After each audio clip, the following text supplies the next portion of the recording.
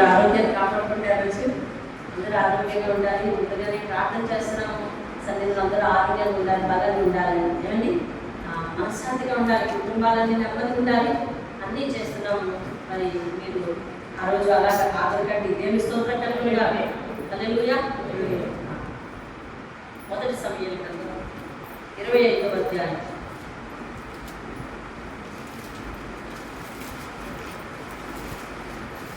25వ అధ్యాయం మొదటి సమయం గ్రంథము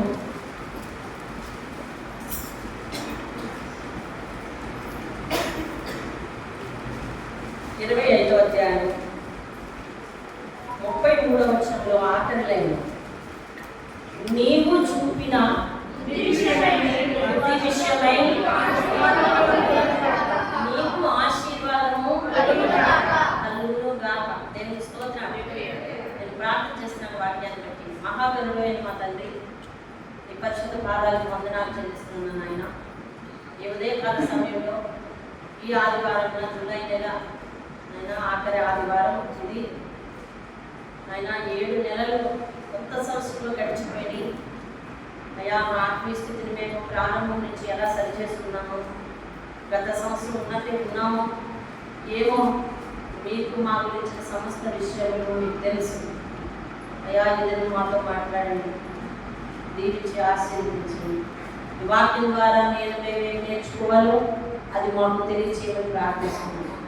దీవించి ఆయన కృప చూపించి వాక్యము నేరుగా మా లోట్లకు లోతులకు అర్థమయ్యేటప్పుడు సహాయించండి.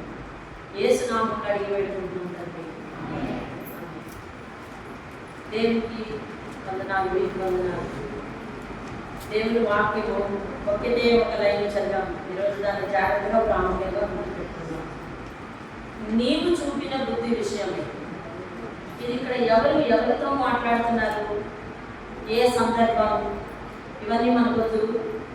మనం ఆ ఒక్క మాటనే తీసుకున్నాం. నీవు చూపిన బుద్ధి విషయమై. ఇది దేవుని మాట, బైబిల్లో రాయబడింది. ఇది దేవుని మాట. చెప్పండి, ఇది ఏ మాట? దేవుని మాట. ఇందాక కీర్తనలో ఆయన ఆజ్ఞలను బట్టి ఆనందించువాడు, సంతోషించువాడు ధన్యుడు. దేవుని అంటే ఇది ఆయన ఆజ్ఞ. నీ బుద్ధి విషయమై నీవు చూపిన బుద్ధి అంటే నువ్వు ఎగ్జిబిట్ చేసిన బుద్ధి, నీ ఇతరుల విషయంలో కనపరిచే బుద్ధి, నీ ఇతరుల విషయంలో స్పందించే బుద్ధి, నీ హృదయంలో ఉన్న రహస్యంగా ఉన్న బుద్ధి, అది ఏంటిది? ఏం బుద్ధి అది? అది నీకే తెలియాలి. నా బుద్ధి నాకు తెలుసు, నీ బుద్ధి నీకు తెలియాలి. తెలుసా? మనం ఒక మనిషిని గమనించిన దానికంటే హృదయంలో ఉన్న విషయాలు ఇంకా ఎక్కువ ఉన్నాయి కదా. మనం అన్ని విషయాలు గమనించలేం, కానీ దేనిని పొల్లుపోకుండా గమనించేవాడు ఎవరున్నారు? దేవుడు ఉన్నారు. దేవుని స్తోత్రం. కాబట్టి దేవుని వాక్యం చెప్తుంది, నీవు చూపిన బుద్ధి విషయమై నీకు ఆశీర్వాదము కలుగును. దేవుని స్తోత్రం. అంటే ఇప్పుడు ముందు దీంట్లో తీసుకోవలసింది ఏమిటంటే బుద్ధి. ఎవరి బుద్ధి? ఈరోజు ఎవరి గురించి వినాలి? మన బుద్ధి గురించి మనం వినాలి. మన బుద్ధి గురించి మనం వినాలి. ఈరోజు దేవుడు మన బుద్ధి కోసం మాట్లాడుతున్నాడు. నీ బుద్ధి మంచిదైతే నీకు ఆశీర్వాదం వస్తుంది. ఖచ్చితంగా దేవుడు ఏమంటున్నాడంటే ఆశీర్వాదం ఇస్తానంటున్నాడు. అంటే ఆయన మాట్లాడేది మంచి బుద్ధి కోసం. దేవుని స్తోత్రం కలుగుతుంది. అంటే దేవుడు ఈరోజు చెప్పబోయేది, ఎవరికైతే మంచి బుద్ధి ఉందో వారందరూ మాత్రమే ఆశీర్వదింపబడతారని చెప్పి వదిలేస్తున్నాడా? లేదు. మన బుద్ధిని మనం ఏం చేసుకోవాలి అంటే మంచిగా మార్చుకోవాలి. దేవుని స్తోత్రం కలుగుతుంది. హల్లెలూయా. సరే, ఈరోజు నా బుద్ధి మంచిది కాదు ఏంటంటారు? దేవుడు శపిస్తానంటున్నాడా? అయితే ఈరోజు ఈ వాక్యం నాకు ఎందుకు చెప్తున్నట్టు తెలుసా? అర్థం చేసుకోండి. దేవుని వాక్యములో శాపం ఉంది, ఆశీర్వాదం ఉంది. అయితే ఆ శాపం లేదు, ఇదిగో నువ్వు నా మాట వినకపోతే నిన్ను చంపి లేపేస్తాననే లేదు. ముందుగా దేవుడు ఆ మాట ఎందుకు వినిపిస్తున్నాడంటే నువ్వు నిన్ను సరి చేసుకొని గుణవంతుడిగా కనిపించడం నాకు ఇష్టమని ఆయన భాష చెప్పబోతున్నాడు. ఈ రోజు నాకు ఈ విషయం వినిపిస్తున్నాడు అని అంటే నా మీదకి ఆశీర్వాదం రప్పించాలన్నది ఆయన ఉద్దేశం. ఆయన చెప్పేది, నీవు చూపిన బుద్ధి విషయమై నీకు ఆశీర్వాదం వస్తుంది అని అనగానే, సరే దేవుని దృష్టికి మంచి వాళ్ళు ఎవరో మనందరిలో తెలుసు కదా. ఆయన మనందరికి ఆశీర్వాదం ఇవ్వడానికే రెడీగా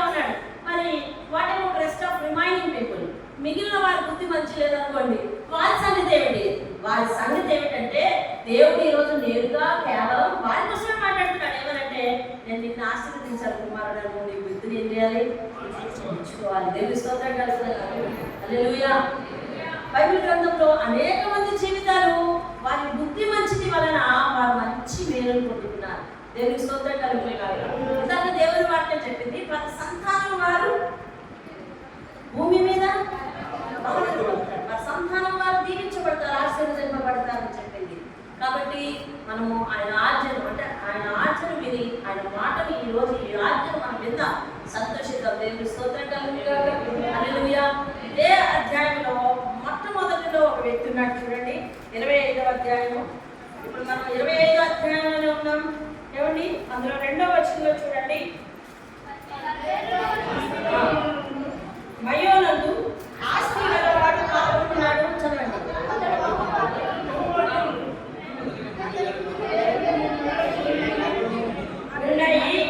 అతడు కర్మేలులో తన గొర్రెల పొచ్చు కత్తిరించుడికై పోయి ఉన్నాడు. అతని పేరు నాబాలు. అతని భార్య అబీగయలు. ఈ స్త్రీ సుమతి గలదై రూపస్యై ఉండెను. అయితే చర్యలను బట్టి చూడగా, వినండి వినండి వినండి, నాబాలు గురించి దేవుడు చిన్న ఇన్ఫర్మేషన్ ఇచ్చాడు. అతడి అతని బుద్ధి ఏంటో ఇదిగో 3వ వచనంలో చెప్తున్నాడు. చర్యలను బట్టి చూడగా నాబాలు ఇది బుద్ధి, ఇది బుద్ధి. దుర్మార్గుడు మోటువాడిను. అంటే ఇప్పుడు బుద్ధిని నిర్ణయించేది మనం కలిగి ఉన్నవా, మనం బాహ్యంగా కలిగి ఉన్నవా, మనసులో కలిగి ఉన్నవా? చెప్పాలి, అందరూ రెస్పాండ్ అవ్వాలి. ఏంటి? బాహ్యంగా కలిగి ఉన్నవా, మనసులో కలిగి ఉన్నవా? మనసులో కలిగి ఉన్నవి బయటికి ఎలా వస్తాయి? చర్యలను బట్టి. ఓకేనా? వాక్యం తేటగా కనిపిస్తుందా మనకి? నేను వాక్యాన్ని పదే పదే గుచ్చి చూపించడానికి గల కారణం ఏంటో తెలుసా? మీరు వాక్యంలోని దేవుడు తనకు వివరించిన ప్రతి విషయాన్ని మీరు పట్టుకోవాలి. మాట్లాడితే లోకం ఏమంటుందో తెలుసా? ఆ వాక్యం ఉందా అంటుంది. అదిలో వాళ్ళ వాక్యం బాగా తెలిసినట్టు. మీకు తెలుసా? నాకు వాక్యం తెలియదు. కాబట్టి వాక్యాన్ని పట్టుకునే నేను మీ ముందుకు వస్తా ఎప్పుడైనా. ఇప్పుడు మన బుద్ధిని ప్రకటించేది ఏమిటి? మన చర్యలు. చర్యలను బట్టి చూడగా ఆస్తిపరుడు భాగ్యవంతుడు, ఇవి బాహ్య లక్షణాలు. అతను ఎవరు అంటే అతను ఉద్యోగస్తుడు, బాహ్య లక్షణం. కానీ గుణం ఎలాంటిది అంటే, గుణం మంచిది కాదండి అన్నారు అనుకోండి, అది బుద్ధి. ఈ బుద్ధి బయటకు ఎలా వస్తుంది? చర్యను బట్టి, మన క్రియలను బట్టి, మన ప్రతిస్పందనను బట్టి. అందుకనే దేవుడు టార్గెటెడ్గా ఒక మాట అన్నాడు, నీ క్రియలను బట్టే నీకు బ్రతకలను. మరి ఇందాక మీరు చెప్పిన మాట, నీ బుద్ధి విషయమై నీకు ఆశీర్వాదం ఇస్తాను, నీ క్రియలను బట్టి నీకు బ్రతకలను ఇస్తాను. రెండు వాక్యమును దేవుడు రాయించడం తేడాగా ఉంది, కానీ సారాంశం మాత్రం వాక్యం రాయించడం తేడా ఉంది, పదాలు పేర్పింపు తేడా తప్ప సారాంశం ఒకటి. నీ క్రియలను బట్టే నీకు మేలు చేస్తాను, నీ క్రియలను బట్టే నీకు జీతం ఇస్తాను. ప్రకటన గ్రంథంలో ఆఖరి వచనంలో కూడా చెప్పాడు, ఇదిగో వారి వారి క్రియలను బట్టి. అంటే ఇప్పుడు క్రియలు అనగా చర్యలు, బుద్ధి అనగా చర్యలు. బుద్ధి అనగా ఏంటి? చర్యలు. అంటే దేవుడు ప్రకటన గ్రంథంలో రాసిన వాక్యాలు మనం ఇలా అనొచ్చు, దేవుడు వారి వారి చర్యలను బట్టి వారికి ఇచ్చు బహుమానం. వారి వారి చర్యలను బట్టి వారికి ఇచ్చు బహుమానం. దేవుని స్తోత్రం కలుగుతుంది. మన క్రియలను బట్టి మనకు ప్రతిఫలం ఉంది. ఇప్పుడు ఈయన భాగ్యవంతుడంట. దేవుడు అంటున్నాడు, అది టిక్కు పెట్టడు. తీర్పులో నేను గొప్ప భాగ్యవంతుడండి, నేను బిల్గేట్నండి, లేదా నేను అంటే అంబానీనండి అంటే అది కాదు టిక్కు పెట్టేది, గుణం చెప్పండి. దేవుని స్తోత్రం.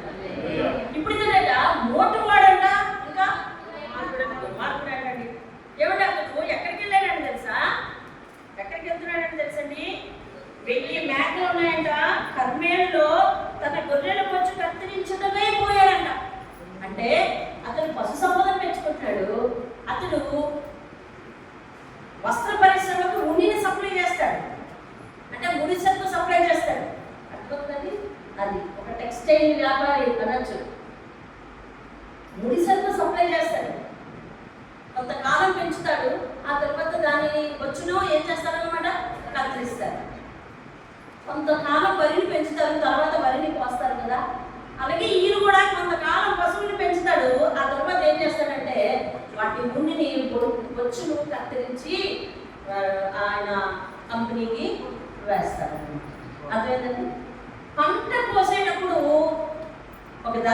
దేవుడు చెప్పాడు ఏమనంటే పరిగి వదలాలి అని. పరిగే తెలుసా?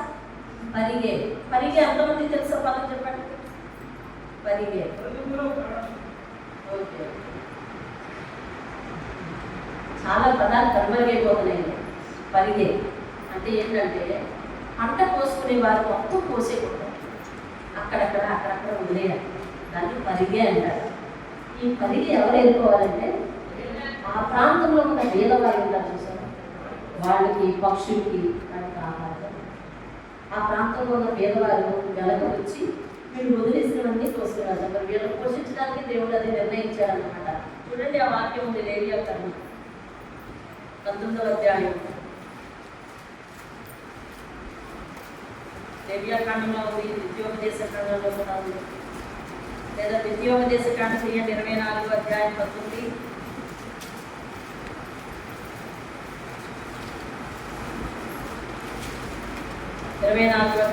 వచ్చింది. నీవు పొలంలో పంట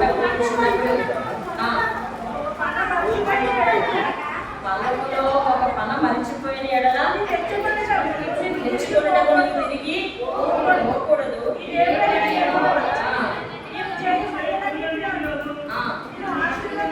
ఆశీర్వదించినట్టు పరమేశ్వరును కన్ను లేని వారికి విధవరాండ్రులకు ఏం చేయాలంట?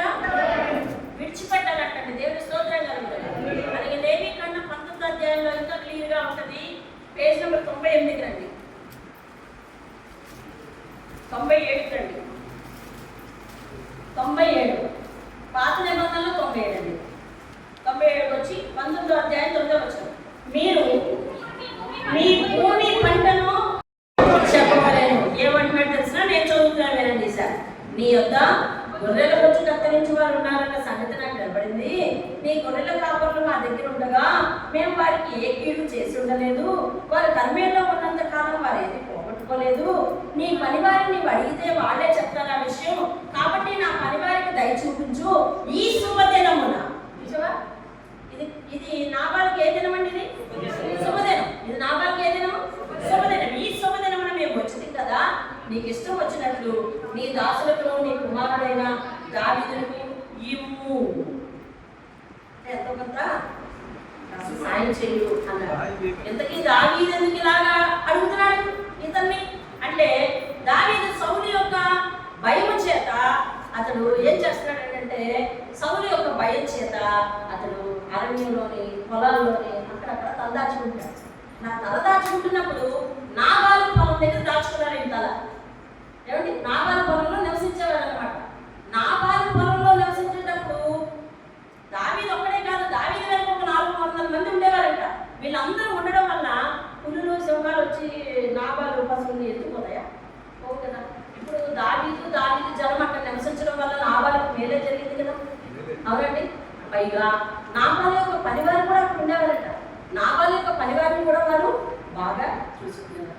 ఏ హాని వారికి జరగకుండా చూసుకునేవారు. మరి పశువులను మరి ఓపెన్ ప్లేస్లో చాలా నిశ్చలమైన ప్రదేశంలో ఊరికి దూరంగా ఉంచుతారు. కాబట్టి అలాంటి ప్రదేశంలో ఏ క్రూర మృగాలను తినకుండా వీళ్ళు ఏం చేసేవారంటే ప్రొటెక్షన్ కలిగించేవారు. వీళ్ళు ఉన్నారు కాబట్టి అవి ఏమి రాకుండా ఉండేవి. వీళ్ళ పరివారంతో కూడా చాలా జాగ్రత్తగా మంచిగా ఉండేవారు. నాబాలు మా వల్ల నీకు మేలుగా లేదు. ఇప్పుడు మేము మా ఇళ్లకు వెళ్ళలేని స్థితిలో, మేము చాలా దీన స్థితిలో ఉన్నాం. మీకు అర్థమవుతుందండి? మా ఇళ్లకు వెళ్ళలేని స్థితిలో మేము దీనస్థితిలో ఉన్నాం. నీకు మా వలన మేలే కలిగింది. నువ్వు ఇప్పుడు శుభదినంలో ఉన్నావు కాబట్టి వాళ్ళకి ఏమన్నా కొంత ఇచ్చి పంపించు. దేనికోసం అడిగాడంట? ఆహార పదార్థాలు అడిగాడు. దావీదు దేనికోసం అడిగాడండి? ఆహార పదార్థాలు అడిగాడు. అడిగితే నాబాలు ఇవ్వక తృణీకరించి దూషించి దావీదెవడు, వాడెవడు, వీడెవడు అని దూషణ మాట్లాడి దేవుడు తనకిచ్చిన ఆశీర్వాదాన్ని మర్చిపోయి తన గుణాన్నే తాను బయటపెట్టి ఏమిటి నానా మాటలు మాట్లాడి పంపించాడు. వినండి, నాబాలు ఏం పోగొట్టుకున్నాడో తెలుసా? మంచితనాన్ని పోగొట్టుకున్నాడు. ఎలా? మాట వల్ల. అదే నాబాలు వచ్చిన వారిని గౌరవించి వచ్చిన వారిని వాళ్ళ పని వారితో ఎలా మాట్లాడమన్నాడండి? కుశల ప్రశ్నలు అడగండి, ఆ భాగ్యవంతుడితో జాగ్రత్తగా మాట్లాడండి అని మర్యాదగా చెప్పి పంపించారు కూడా. అలాగే ఆ మర్యాదను నువ్వు కూడా తిరిగి మర్యాద ఇచ్చుంటే, అవునా? వింటున్నామండి? ఆయన ఇచ్చిన మర్యాదను, వాళ్ళ పరివారం పంపించిన మర్యాద, పరివారం చేత దావీదు పంపించిన మర్యాదను నువ్వు కూడా తిరిగి మర్యాద ఇచ్చుంటే అక్కడ ఏం జరుగుతుంది చెప్పండి మీరందరూ? ఏం జరుగుతుంది సార్? ఊహించి చెప్పండి. ఏం జరుగుతుంది? సంజయ్, సమాధానం జరుగుతుంది. సంతోషంగా ఇచ్చేటప్పుడు వాళ్ళ ముఖాల్లో ఆనందం వస్తుంది కదా. ఈయన ఎంతో కొంత మూటతో మేము ఇచ్చారనుకోండి, ఆ పనివాళ్ళంతా ఎలా వెళ్తారండి? సంతోషంగా లేని వస్తువును మనం ఇస్తున్నప్పుడు అండి ఆ ముఖాల్లో ఎంత ఆనందం ఉంటుందో నిజంగా దాన్ని ఒకసారి అనుభవించేసేదాన్ని. అప్పుడప్పుడు ఈ తుల్లో పరిసరికి వెళ్తూ ఉంటారు మస్తాన్ వాళ్ళ వెనక నేను కూడా కొన్నిసార్లు వెళ్ళిపోయేదాన్ని. వాళ్ళకి బ్యాగ్లోంచి చేస్తుంటే వాళ్ళ ముఖాల్లో ఆత్రత చేతిలోకి వచ్చినందునే వాళ్ళకి సంతోషం. నేను వాళ్ళు ఎక్కడికి కదలకుండా అక్కడికి వచ్చి చూసారా ఎంత ఆనందం అండి. వారికి లేనిది మనం పంచి ఇస్తున్నప్పుడు ఎంతో ఆనందం అండి. దేవుడు మనకి అది ఏం చేశాడు? లేనిదిగా చేయలేదు, ఉన్నదిగా చేశాడు. ఈరోజు మనం సరి చేసుకోవాల్సింది ఏమిటంటే మన బుద్ధి. దేవుడు మన జీవితాన్ని ఏ విధంగా చేశాడు ఆలోచించాలి. ఈ ఆశీర్వాదాన్ని బట్టి నేను ఎలా ప్రవర్తించాలి అన్నది ఆలోచించాలి. అదే కదా బుద్ధి సరి చేసుకోవడం అంటే. ఇప్పుడు నాబాలులో వచ్చిన వారిని గౌరవించి ఎంతమంది వారికి ఇచ్చి పంపిస్తే ఎంత సంతోషంగా ఉన్నాం. దావీదు కూడా ఎంతో సంతోషించారు. వారు వీరు కూడా కలకాలం వారి పేరు వీరు, వీరి పేరు వారు చెప్పుకుంటూ సంతోషంగా జీవించడం అలా జరగలేదు. రివర్స్ అయ్యి చాలా దోషణ మాటలు ఆడేసరికి దావీదు కోపం కొంచెం వచ్చేద్దామని బయలుదేరితే ఆ పనివాడికి తెలిసి వెళ్ళి బతిమాలి, మా ఇవో దావీదు కోపం వచ్చింది, దావీదు ఎవరికి ఎప్పుడు హాని చేయడు, కానీ చేసిన పేరు మన యజమాని గుర్తుంచుకోలేదు కాబట్టి ఇలా చేశాడు అని అనగానే ఈ వెళ్ళి ప్రాధాన్యపడుతుంది. ఆ పరిస్థితిని విరమిస్తుంది. ఆయన వెనక్కి వెళ్ళిపోతాడు. ఏమండి? వెనక్కి వెళ్ళిపోతాడు. తరువాత మరి ఇంటికి వచ్చేసరికి ఇదిగో అమ్మాయి తప్పింది అని తన భార్య తను చెప్పడానికి వస్తే అతను ఫుల్గా తాగేసి ఉంటాడు. అయితే ఉదయం చెప్తానులే అని ఆడి అంటే వెయిట్ చేసి ఉదయాన్ని ఆ విషయం చెప్తాడు. చెప్పిన తర్వాత కూడా అతని గుండె జారిపోయినట్టు అయిపోతుంది. కానీ గుండె జారిపోయినట్టు అయిపోయినా కానీ ఈ మందు మొదలని మత్తులోని ఇక అతను ఆ విషయాన్ని మళ్ళీ పట్టించుకోడు. 10 రోజులు దేవుడు సమీపించిన తర్వాత యెహోవాయే స్వయంగా అతను మొత్తుతాడంట. నాబాలు చనిపోతాడు. నాబాలు గురించి ప్రారంభం ఏమి రాసింది? భాగ్యవంతుడు, గొప్పవాడు, ధనవంతుడు అని రాసింది. అంతం ఎలా రాసింది? యెహోవా అతనిని మొత్తెను అని రాసింది. ఎందుకు ఈ ఫలితం ఎలా వచ్చింది? చూపిన బుద్ధి విషయం. చూపిన బుద్ధి అర్థమవుతుందండి. చూపిన బుద్ధి, విలువ లేకుండా మాట్లాడటం. ఈరోజు మన కుటుంబాలలో చూడండి, మన బంధువులలో, మన భార్య తరపు బంధువులు కానీ, భర్త తరపు బంధువులు కానీ, వాళ్ళని విలువ లేకుండా మాట్లాడుకోవడం. ఇళ్లలో మనము భార్య భర్త పిల్లలు విలువ లేకుండా మాట్లాడుకోవడం, సమాధానంగా మాట్లాడుకోకపోవడం ఏమవుతున్నాయి తెలుసా? కుటుంబాలు కూలిపోతున్నాయి. ఎదుట వారి విషయంలో నువ్వు ఏ గుణాన్ని చూపిస్తున్నావు? దావీదు ఇతనికి మేలు చేశాడు. ఇతడు దావీదుకి ఏం చేయాలా? మేలే చేయాలి. అర్థమవుతుందా? కుటుంబ సభ్యులు మనతో సమాధానంగా ఉంటున్నప్పుడు మనం వారితో అసమాధానంగా ఉన్నాం అనుకోండి, సంతోషం ఉంటుంది అక్కడ? సంతోషం ఉండదు. ఫలితంగా ఏంటో తెలుసా? మనము అసంతృప్తితో జీవిస్తూ ఉంటామండి. ఎలాగా? అసంతృప్తితో జీవిస్తాం. జీవితం అంటే సరైన అర్థం లేకుండా జీవిస్తూ ఉంటాం. కొన్ని ఆనందాలు పోగొట్టుకుంటాం. ఇప్పుడు నా వాళ్ళు కొన్ని ఆనందాలు పోగొట్టుకున్నాడు అంటాను నేను. మీరు ఏంటి చూపిస్తారా? పోగొట్టుకున్నాడా లేదా? పోగొట్టుకున్నాడు. ఎంతో కాలం జీవించే జీవితాన్ని పోగొట్టుకున్నాడు. భార్య బిడ్డలతో ఉండవలసిన జీవితాన్ని పోగొట్టుకున్నాడు. అతడు ధనవంతుడే కానీ దానకర్తండి అనే పేరు సంపాదించుకోవడం పోగొట్టుకున్నాడు. లేని వారికి దానం చేయడం వల్ల ఎదుటి వారి కళ్ళల్లో సంతోషం ఎలా ఉంటుందో చూసే అవకాశాన్ని పోగొట్టుకున్నాడు. పేదలకు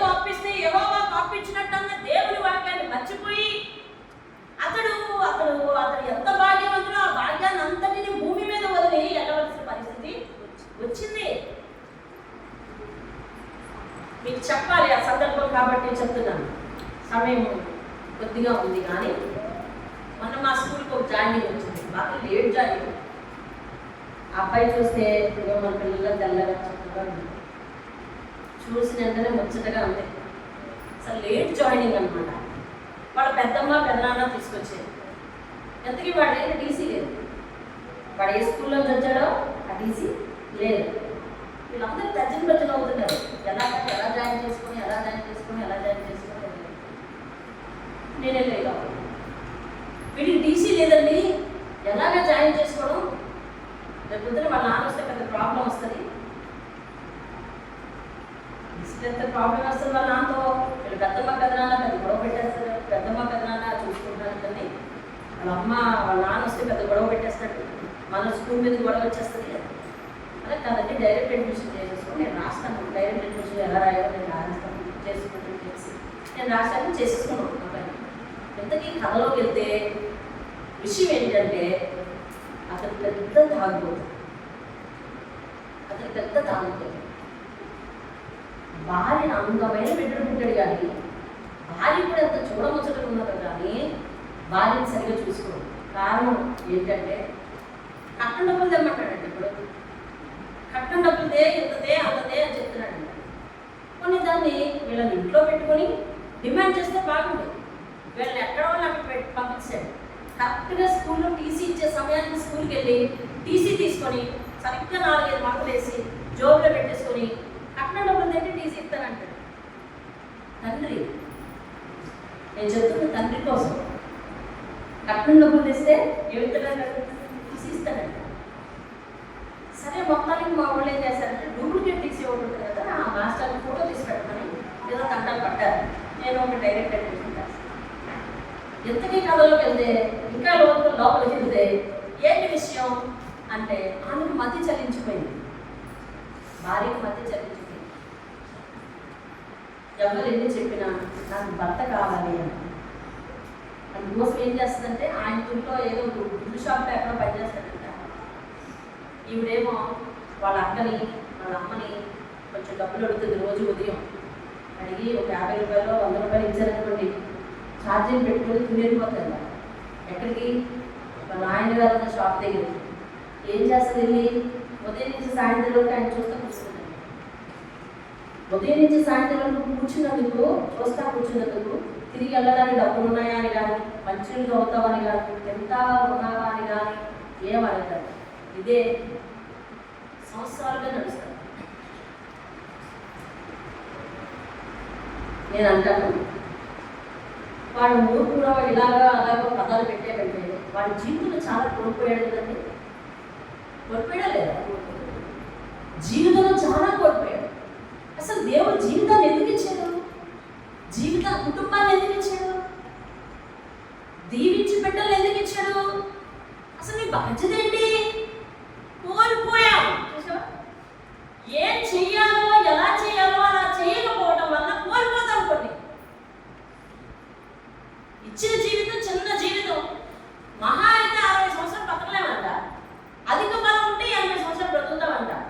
ఏమండి అంటే పూర్తిగా సెంచరీ కూడా కాదు, పూర్తిగా సెంచరీ చేసే అవకాశం లేదు.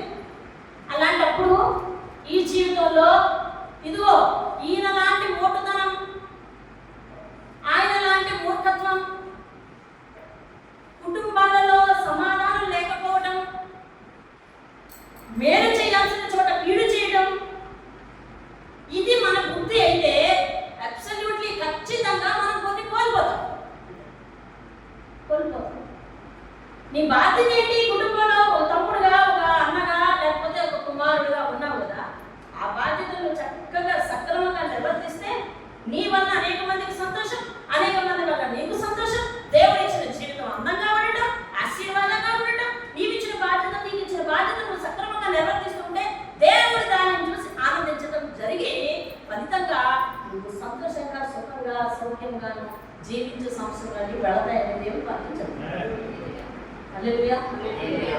మన పోషణ ఏమిటో మనం పోషించకుండా అసలు దేవుడు నన్ను ఎందుకు దీవించాడు? దావీదు పరిస్థితి ఏంటి? దీన స్థితిలో ఉన్నాడు. ఏ పూటకి ఏం వండుకుంటాడో ఏ వండుకోరో తెలియదు. సరే ఈవేళ నాకు శుభదినం, నేను నా పంటను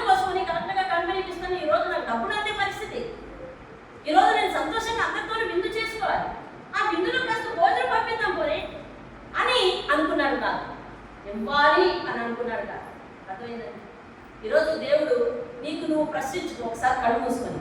నీకు ఎంతమంది కుటుంబాన్ని ఇచ్చాడు? భార్య తరపు కుటుంబం ఎంత, భర్త తరపు కుటుంబం ఎంత? అందరు కళ్ళు మూసుకొని మీకు ఇచ్చిన కుటుంబాన్ని జ్ఞాపకం చేసుకుంటారు సార్. దాని విషయంలో నీ స్పందన ఏంటి? దాని విషయంలో నీ ప్రవర్తన ఏంటి? దేవుడిని ఆశీర్వదిస్తే వాళ్ళ మీద కనికరం చూపించట్లేదా? లేదా వారి కూడా ప్రాధాన్యాన్ని బట్టి నువ్వు తృణీకరిస్తున్నావా? పరిశీలన. వాక్యం దగ్గరికి వచ్చాము అంటే అనగనగా లాభాలు ఉండేవాడంట. ఆ కథ మీద వెళ్ళిపోవద్దు, మనం సరి చేసుకుని వెళ్తాం. మన బాధ్యత మనం సరిగ్గా నిర్వర్తించకపోతే తెలుసా, మనం ఏదో చెయ్యట్లేదు, అవతల వాళ్ళని ఎక్కడ పెట్టాలి అక్కడ పెడుతున్నాం కాబట్టి నేనంటే ఏంటో తెలుసుకుంటాను అని మనం అనుకుంటున్నాం. కానీ ఖచ్చితంగా దేవుడు ఈ రోజు నీతో మాట్లాడతాడు. నువ్వు కొన్ని సంతోషాలను ప్రేమను కోల్పోతున్నావు, కొన్ని సంతోషాలను ప్రేమలో కోల్పోతున్నావు.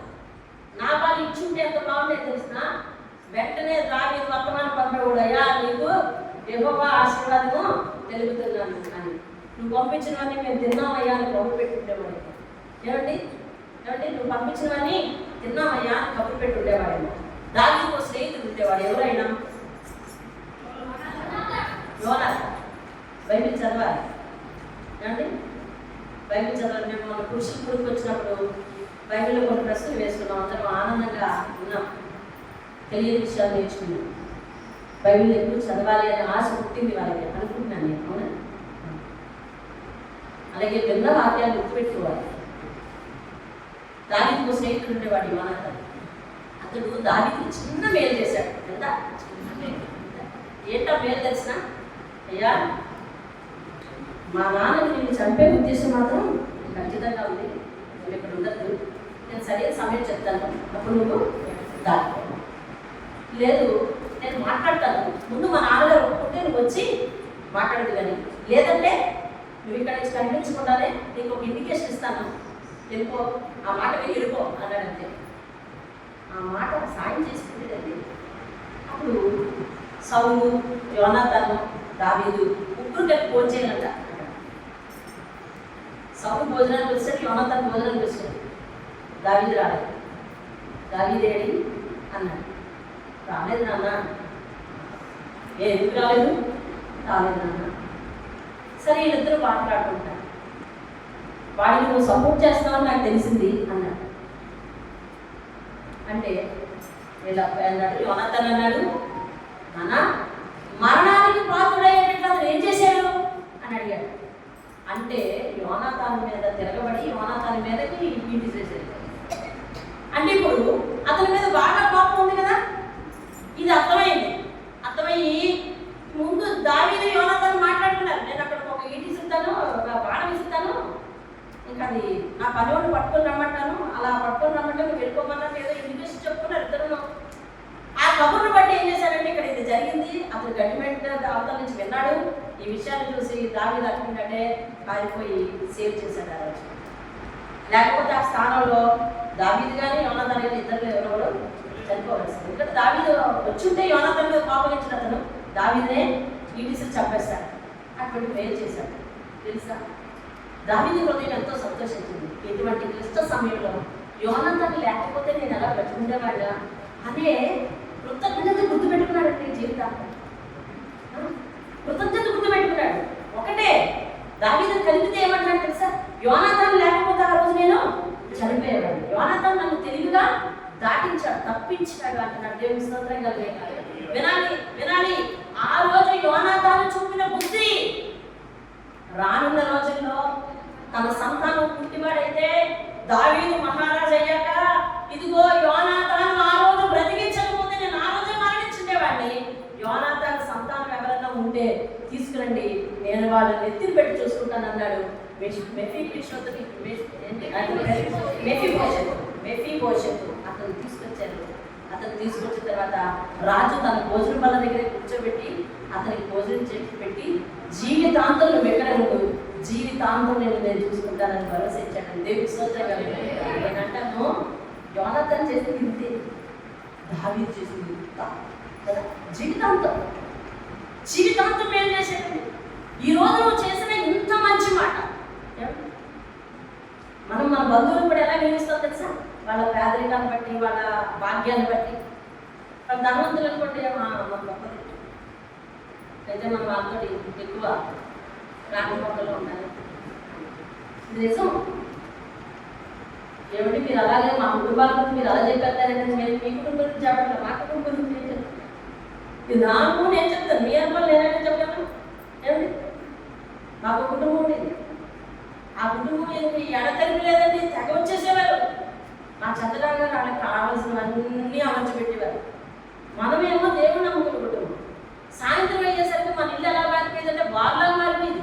అయ్యయ్యో ఇదేంటంటే మరి ఏం చేయము, మరి వాళ్ళు వచ్చారు మనకి ఏర్పాటు చేయకపోతే నన్ను ఏమనుకుంటారా అనేవారు ఈయన. ఇది ఎప్పుడు చెప్పేది 20 సంవత్సరాల క్రితం విషయం చెప్పేది నేను.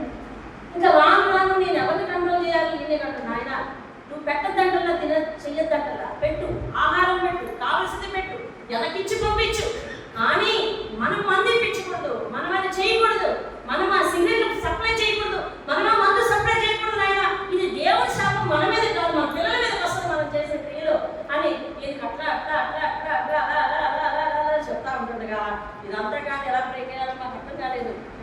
కరెక్ట్గా ఆదివారం చూసి వచ్చేవారు. ఎందుకంటే ఆదివారం మేమందరం బయటకు వెళ్ళిపోతాం కదా, చర్చికి వెళ్తాం. ఇంకా అదే సమయం ఆడ కూడా బాగుంటుందని అదే సందులో వచ్చేవారు. ఇంకా లాగలేదు, దృఢంగా ఒక విషయానికి వచ్చాం, మేమిద్దరం ఒక నిర్ణయానికి వచ్చాం. ఇదిగో ఇంటికి తాళాలు వేసేసి ఆమె కూడా ఆటో ఎక్కించి చర్చి తీసుకెళ్ళిపోదాం అన్నా. రావాలి కదా తీసుకెళ్ళిపోదంటే నేను ఉదయం వేసే దగ్గర నుంచి మొదలెడతాను అనమాట. ఆయన వెళ్ళిపోవాలి కదా అని చర్చికి వెళ్ళిపోవాలి, మీరు కూడా రావాలి చూడాలి, మీరేం చేయదు, జస్ట్ కుర్చీ చేసుకుని కూర్చోండి అంతే అని చెప్పి నేను ఒకటే పాట ఎటు తిరిగినా ఎటు చేసినా అందరూ వెళ్ళాలి అంటారు. ఇంకా రావలేదు అని చెప్పేసి బయలుదేరి వచ్చేది. ఇలాగ 2-3 సార్లు చూసారు. 2-3 సార్లు మేము ఏం చేసామంటే ఆదివారం నాడు ఉదయం నుంచే పాటే, అందరూ చర్చికి వెళ్ళాలి, అందరూ చర్చికి వెళ్ళాలి, అందరూ చర్చికి వెళ్ళాలి, అందరూ వచ్చారు. ఒకరోజు రావడమో అని నా చర్చిలో ప్రత్యేకమైన అకేషన్ ఉందని రావాలా, ఎలాగో వచ్చేది రావాలి అని అలా పంపి పెట్టి మొత్తాన్ని తీసుకెళ్ళారు. ఆఖరికి ఈయన ఇవ్వడం అలాగలా తగ్గించేసాం, మానేసాం. ఎప్పుడైతే మేము ఇవ్వడం మానేసామో వారం చర్చిలో తీసుకెళ్ళి కూర్చోబెట్టేద్దామో ప్రారంభించాం. మా మీదకు ప్రేమ అయిపోయింది, అంతే మా మీదకు ప్రేమ అయిపోయింది. కాబట్టి దేనిని బట్టి విలువిస్తున్నావు? వారి ఆత్మీయతను చూసి విలువిస్తున్నావా? వారి మంచితనాన్ని చూసి విలువిస్తున్నావా? వారి కష్టపడే గుణాన్ని బట్టి చూసి విలువిస్తున్నావా? నీకు వారు మర్యాద ఇచ్చే దానిని బట్టి నువ్వు తిరిగి మర్యాద ఇవ్వగలుగుతున్నావా? అది కాకుండా మన బంధాలన్నీ కూడా దీని దగ్గరికి తీసుకుని ముడిపెట్టేస్తున్నామా?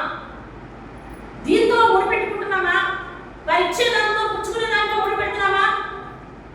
అన్ని అమర్చి పెడితే బాగా మాట్లాడి అన్ని అమర్చి పెట్టకపోతే మూతి అట్టే తిప్పేసి ఇలాగా ప్రాణం వ్యక్తం చేసుకున్నావు అయితే విను, బుద్ధి కనపరుస్తున్నావేమో కానీ నువ్వు చాలా కోల్పోతావని దేవుని వాక్యం ఈ రోజు మనల్ని హెచ్చరిస్తుంది. ఈరోజు మనల్ని ఏం చేస్తుందండి? దేవుని వాక్యం హెచ్చరిస్తుంది. దేవుని స్తోత్రం కలుగుతుంది. ఏం చూసి మనుషులు పిలిపిస్తావు? నా వాళ్ళు ఏం చూసి పిలిపించారు తెలుసా? వాడి దగ్గర ఏం లేదు, వాడిని నేర్పించేది పోమనం అంతే. కానీ రానున్న రోజుల్లో ఎవడు పోమన్నాడో వాడు రాజే కూర్చుంటాడో నీకు తెలుసా? తెలియదు. అయినా కానీ దేవుడు అంతవరకు ఆగలేదు, అతని గుణాన్ని బట్టి అతన్ని మొత్తాడు. అంటే ఫలితం ఎలా ఉన్నది అనేది తర్వాత ఆలోచిస్తే అతను కొన్ని సంతోషాలు కోల్పోయాడు అంటాను నేను. అవునా? ఈరోజు నా అభిప్రాయం కాదు వినడం.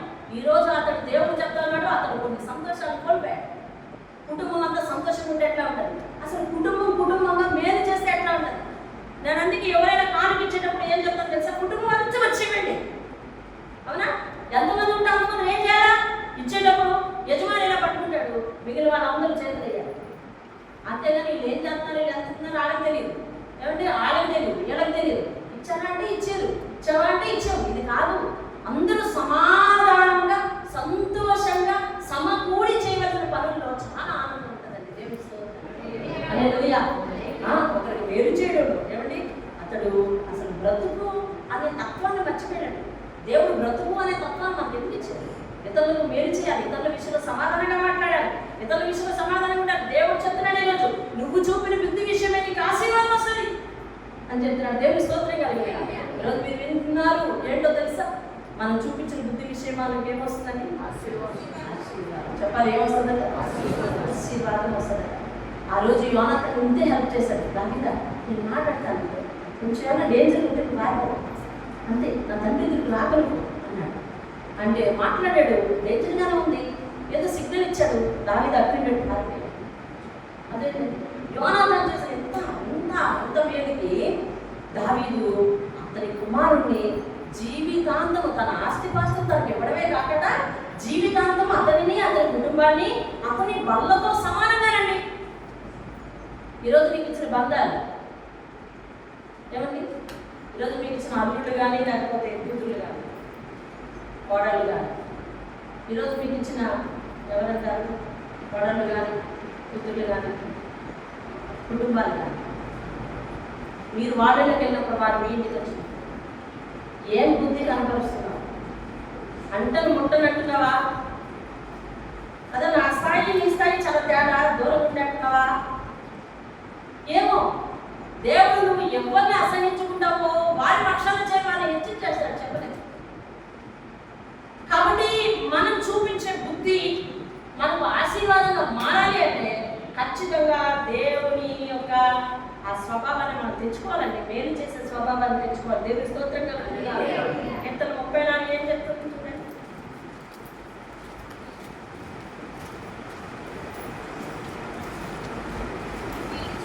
పదకొండు పిల్లలారా మీరు వచ్చి నా మాట వినండి. యెహోవా యందు భయభక్తులు ఎలా ఉంటాయో మీరు నేర్పుతాను. వినండి మాట, బ్రతక కోరుకోవాడు ఎవరైనా ఉన్నారా అంటే బాగా బ్రతకాలి అనుకుంటున్న వాళ్ళు ఎవరైనా ఉన్నారా అడుగుతున్నాడు. మనలో ఎవరైనా ఉన్నారా? మస్తాను ఎవరైనా ఉన్నారంటవా? బ్రతక కోరుకోవాలి ఎవరైనా ఉన్నారా? ఇదేంటండి, ఎప్పుడు బ్రతకాలని లేదా మీకు? ఎందుకు మంచి ముందు నేను చెయ్యొద్దంట ఎవరికి లేదా? ప్రసాద్ ఏమి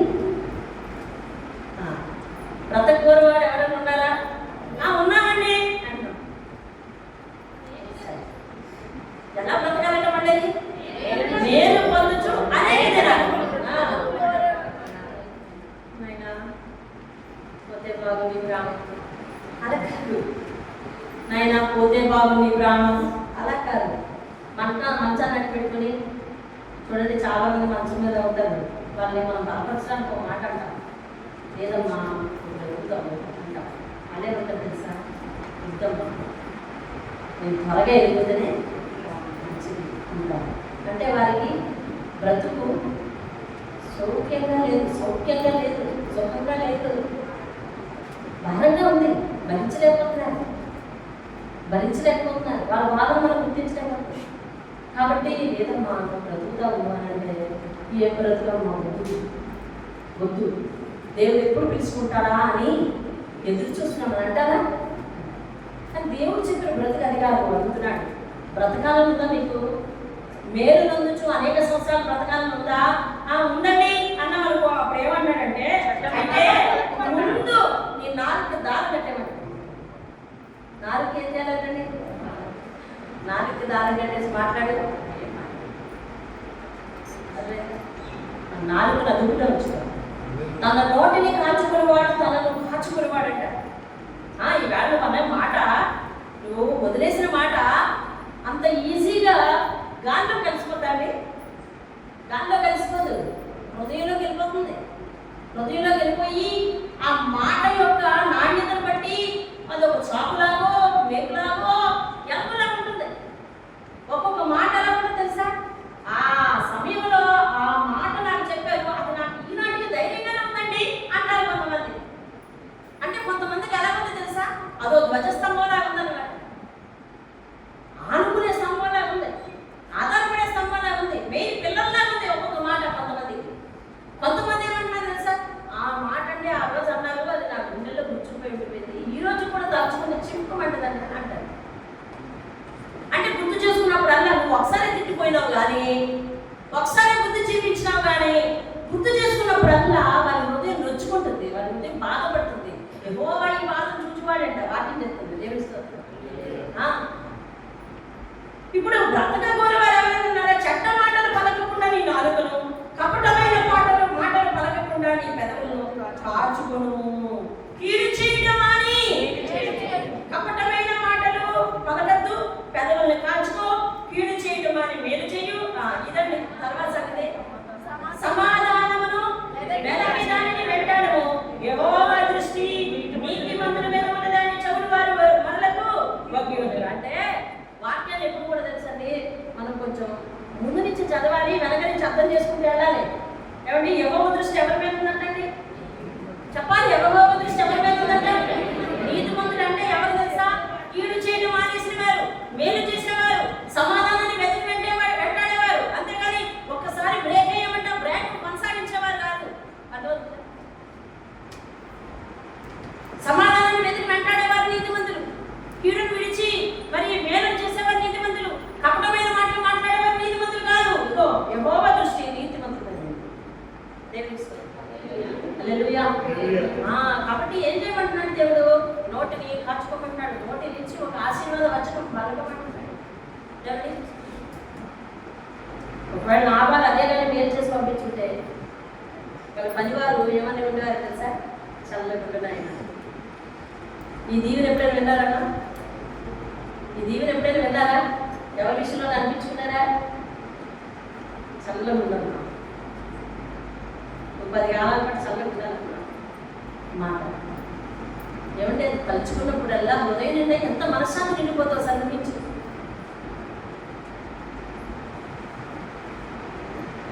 నీ వారి ఇళ్ళకి వెళ్ళినప్పుడు, నీ బంధువుల ఇళ్ళకి వెళ్ళినప్పుడు, నీ ఇంటిలో ఉన్నప్పుడు నువ్వు ఎదుటి వారి మీద ఇలాంటి చల్లని మనస్తత్వం చూపించగలుగుతున్నావు. వారు నీ మాట వింటున్నప్పుడు, నీ పెంపకంలో ఉన్నప్పుడు, నీ కన్సర్న్లో ఉన్నప్పుడు, నీ యొక్క ఆధీనంలో, స్వాధీనంలో, నీ సరౌండింగ్స్లో అవతల వాళ్ళు బ్రతుకుతున్నప్పుడు సెక్యూరిటీగా బ్రతకగలుగుతున్నారా? ఆనందంగా ఉండగలుగుతున్నారా? నీ చల్లని మాటలు వింటూ ధైర్యంగా ఉండగలుగుతున్నారా? లేకపోతే ఇష్టం లేక బ్రతుకు భారంగా గడుపుతున్నారా? ఇవన్నీ రేపొద్దున మనకి ఎలాగైతే కూర్చోబోతున్నాయి అన్నమాట. ఆశీర్వాదాలు అయి కూర్చోబోతున్నాయి. హల్లెలూయా. ఆశీర్వాదాలు అయి కూర్చోబోతున్నాయి. ఈరోజు యోనాతాను భూమి మీద లేడు. మెఫీబోషెతు ఉన్నాడు. ఏ పేరు? అది మెఫీబోషెతు ఉన్నాడు. తండ్రి లేడు, చచ్చిపోయాడు. తాత లేడు, చచ్చిపోయాడు. రాజ్యం లేదు, వెళ్ళిపోయింది. ఆస్తిపస్తులు లేవు, పేదరికంలో బ్రతుకుతున్నాడు. కానీ ఎవరైతే మేలు పొందుకున్నారో అతడికి ఎవరు మేలు చేశారో అతను గుర్తొచ్చాడు. గుర్తొచ్చినట్టే వాళ్ళు కూడా ఎవరున్నారు అని అంటే ఈయన గుర్తొచ్చాడు.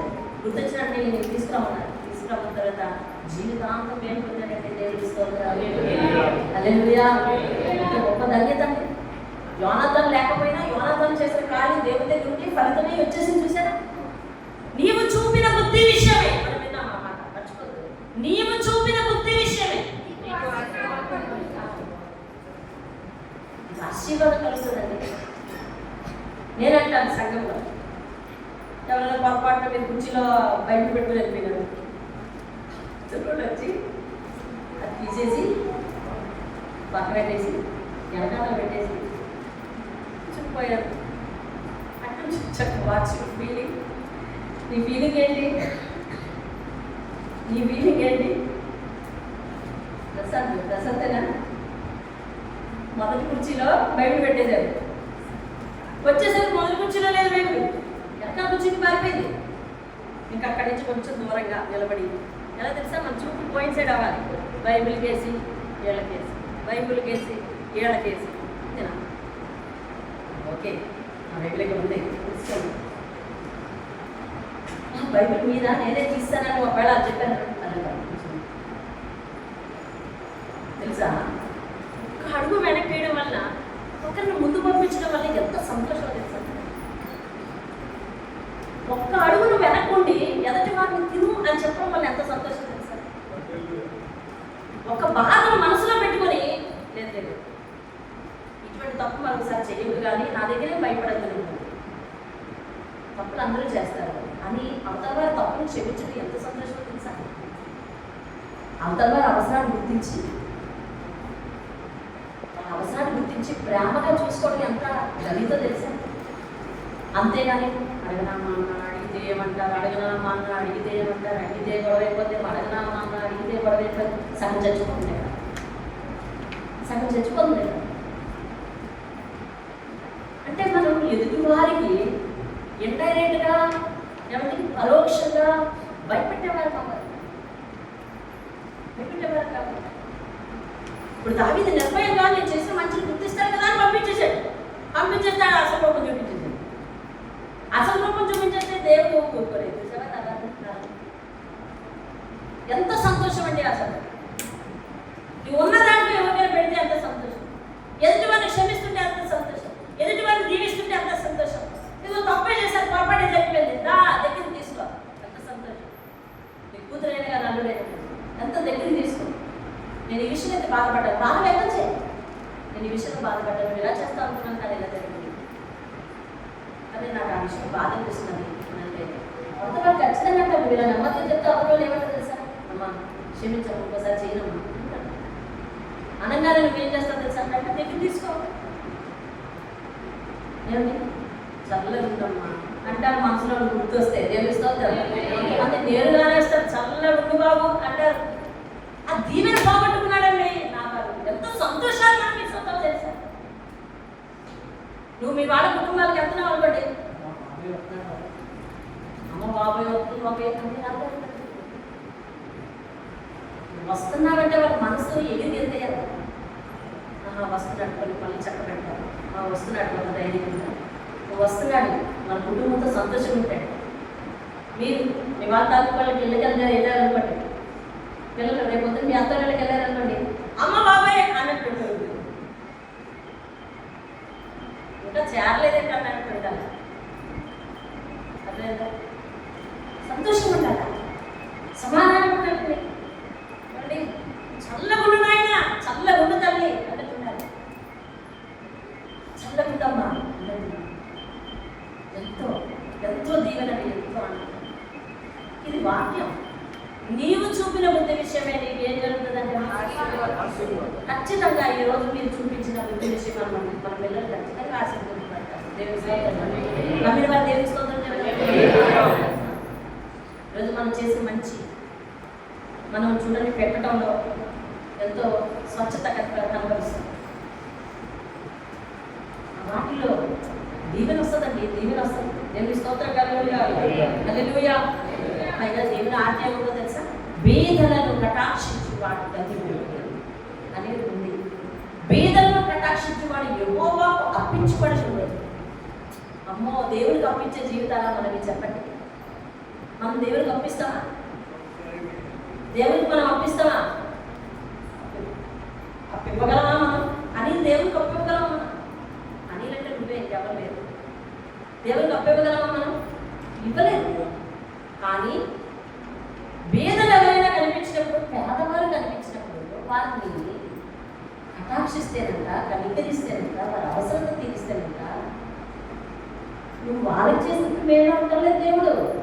నాకే నువ్వు అప్పించావు, అప్పు నా ఖాతాలో ఉంది, నేను గ్యారెంటీకి ఇచ్చేసేవాడు, నా మీద నమ్మకం ఉంది కదా నీకు, అప్పుడు భయపడకు మేలు చేయడానికి అన్నాడు దేవుడు. బీదలను కటాక్షించడానికి మీరు భయపడకు, ఇతరులు పెట్టడానికి భయపడకు. ఖాతా ఎవరి ఖాతాలో పడుతుంది మంది? దేవుడి ఖాతాలో పెడుతుందంట. దేవుడి స్తోత్రం కలుగునుగాక. నా వారు ఎంతో కోల్పోయాడు, సంతోషాన్ని కోల్పోయాడు, ఆశీర్వాదాన్ని కోల్పోయాడు, సమాధానాన్ని కోల్పోయాడు, ఏమండి చివరికి ప్రాణాన్ని కోల్పోయాడు. లేకపోతే భార్యతో బిడ్డలతో ఆ పొలాన్ని చూసుకుంటూ ఆ పంటను అభివృద్ధి చేసుకుంటూ ఏమండి ఇంకా భాగ్యవంతునిగా ఉండరు, ఇంకా భాగ్యవంతునిగా ఉండరు. కానీ అలా చేయలేదు. కాబట్టి ఈరోజు దేవుడు మనకేమి ఇచ్చాడు ఒకసారి జ్ఞాపకం చేసుకుంది. ఇంకేమి ఇచ్చాడు? మనం ముగిద్దాం, మోకరిద్దాం. మీరున్న వారు మోకరిద్దాం, లేకపోతే అలాగే అలాగే కుర్చీలో కూర్చొని, లేవలేని వారు అలాగే కుర్చీలో కూర్చొని, అమ్మ కూర్చో, లేవలేని వారు అలాగే కుర్చీలో కూర్చొని ఏం విన్నావో జ్ఞాపకం చేసుకో. నీ బుద్ధి విషయమే ఆనందాన్ని సరి చేసుకోవాల్సింది మన బుద్ధి. నీ దగ్గరికి ఎవరు వచ్చినా సంతోషంగా జీవించాలి, నువ్వెవరి దగ్గరికి వెళ్ళినా సంతోషంగా జీవించాలి. బాబోయ్ అన్న స్థితి ఉండకూడదు.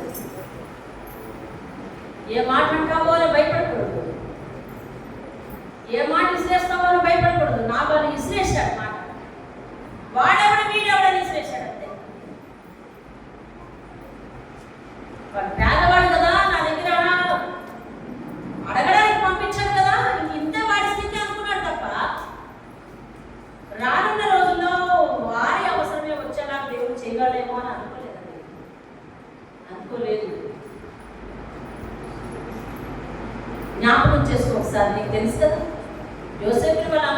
తృణీకరించారు. చివరికి ఆ అన్నదమ్ముల దగ్గర ఖచ్చితంగా కాళ్ళకు దండం పెట్టేశారు. తర్వాత కారణం దేవుడు దీవించాడు. మనుషులు తృణీకరించిన వారిని దేవుడు దీవించాడు.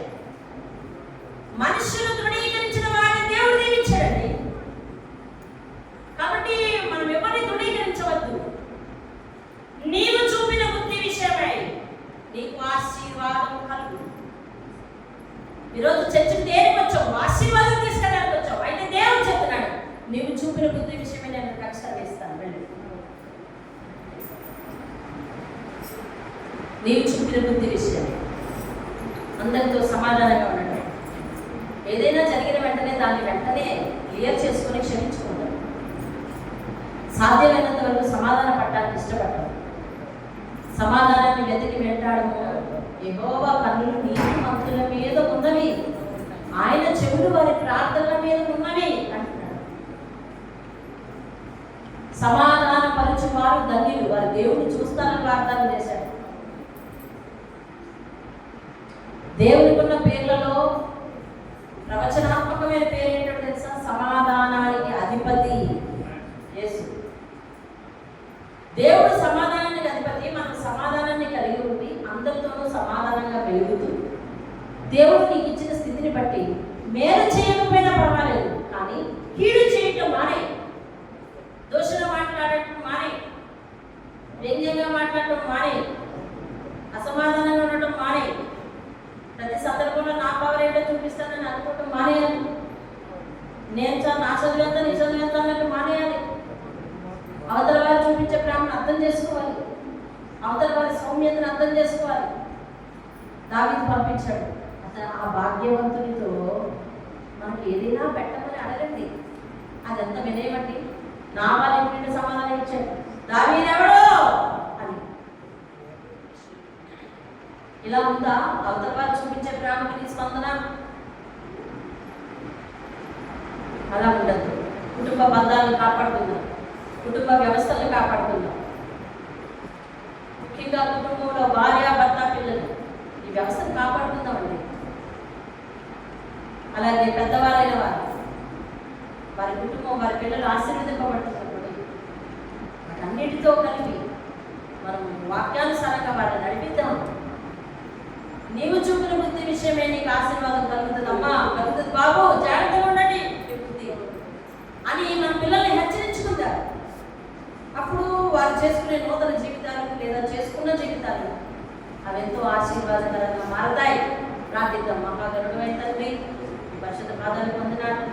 ఈరోజు మా మేలుని మీరు కాంక్షించి అయ్యా మేము ఆశీర్వదింపబడాలని అనే తపనతో మా బుద్ధిని సరిచేసుకోమని మీ సూచన మేము విని మా జీవితాన్ని సరిచేసుకోవడానికి సహాయం చేయండి. నిజమే, దేవుని విషయంలో కూడా మేము ఎంత ఆశ చూపిస్తున్నామో, ఎంత బుద్ధి చూపిస్తున్నామో, ఎలాంటి బుద్ధి చూపిస్తున్నామో అలాంటిదే మా మీదకి వస్తుంది అన్నట్టు మీరు చెప్తున్నారు. కనుక ఆ విషయాన్ని కూడా మేము గమనించాలి. దేవుని అందరైన ఆసక్తి, దేవుని అందరి భయం వారికి ఐశ్వర్యం అయిందంట. కనుక దేవుని అందరి భయం కలిగి, నీ సన్నిధి అంటే భయం కలిగి, నీ సన్నిధిలో ప్రార్థనలు జరుగుతున్నప్పుడు మేము ఎలా నాయన తండ్రి నాయన ఉదాసీనంగా ఉంటున్నాము, ఆసక్తి కలిగి పరిగెడుతున్నాము. ఆసక్తి కలిగి పరిగెట్టి వచ్చేవారు ఖచ్చితంగా దీవించి మిగిలిన అందరినీ కూడా అటువంటి బుద్ధిని కలిగి చేయమని ప్రార్థిస్తున్నాను. ఈరోజు అందరినీ బుద్ధిమంతులు చేయాలనే ఉద్దేశం. సంతోషాలు కోల్పోతున్నారా, సమాధానం కోల్పోతున్నారా, మంచి జీవితం కోల్పోతున్నారా, చల్లకుండా నాయన చల్లకుండా మన దీవెన కోల్పోతున్నారని మీరు చేసిన హెచ్చరికలు మేము వినేసి సహకరించడానికి సమ్మతించడానికి మేము సిద్ధపడుతున్నాము. సమ్మతించే ప్రతి ఆత్మ దీవించాల్సింది యేసు పరిశుద్ధ నామములో ప్రతిమాలని ఈ వాక్యం వారి హృదయాల్లో పూరింతలుగా ఫలింపజేసి దుష్టుడు నాయన హృదయంలో ప్రతి చెడును బయటికి తీసుకెళ్ళి నాయన వాక్యం యొక్క సారాంశాన్ని వారి హృదయాల్లో పరచమని, వారి హృదయాన్ని పలక మీద లిఖించి ఉంచమని యేసు నామములో అడిగి వేడుకుంటున్నాను. ఆమేన్. ఆమేన్. ఆమేన్.